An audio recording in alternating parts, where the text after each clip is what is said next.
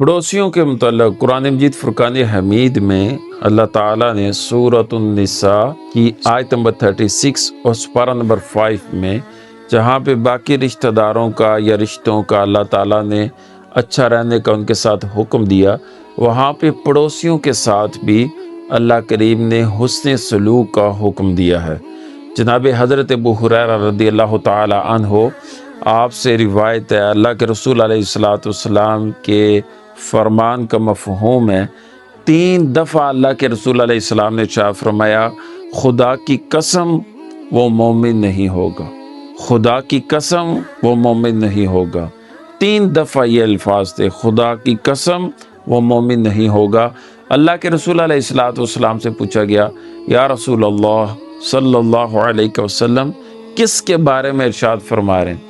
تو آپ نے ارشاد فرمایا، خدا کی قسم وہ مومن نہیں ہوگا۔ یا رسول اللہ کون؟ فرمایا، جس کا پڑوسی اس کی شرارتوں سے محفوظ نہیں۔ یعنی کہ اگر کوئی نیبر ہے تو وہ اپنے نیبر کی وجہ سے پریشان ہے، اس کی حرکتوں اور شرارتوں کی وجہ سے پریشان ہے اور خوف میں رہتا ہے۔ 3 دفعہ اللہ کے رسول علیہ السلام نے ارشاد فرمایا وہ مومن نہیں ہوگا۔ آج ہم کس جگہ پہ کھڑے ہیں؟ کیا ہم کسی کو تنگ تو نہیں کر رہے؟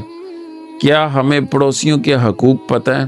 حضرت اما عائشہ صدیقہ رضی اللہ تعالی عنہا سے روایت ہے، اللہ کے رسول علیہ السلام کے فرمان کا مفہوم ہے کہ حضرت جبریل علیہ السلام اللہ کے رسول فرماتے ہیں کہ مجھے اس طرح پڑوسیوں کے متعلق وہ کہتے رہے، اس طرح ان کے حقوق بیان کرتے رہے کہ مجھے گمان ہونے لگ پڑا کہ کہیں وراثت میں پڑوسیوں کو حصہ دار نہ ٹھہرا دیا جائے۔ اس قدر حقوق ہیں جو آپ کے پڑوسی ہیں۔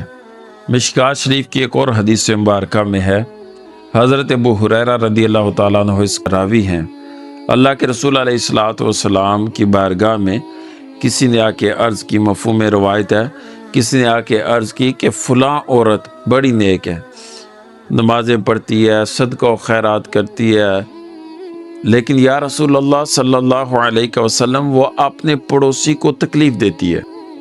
آپ نے ارشاد فرمایا وہ عورت جہنمی ہے، نماز روزہ بھی ہے اور زکوٰۃ بھی ہے، اللہ کی راہ میں خرچ بھی کرتی ہے، لیکن پڑوسی کو تنگ کرتی ہے۔ اللہ کے رسول علیہ السلام نے فرمایا وہ عورت جہنم میں جائے گی۔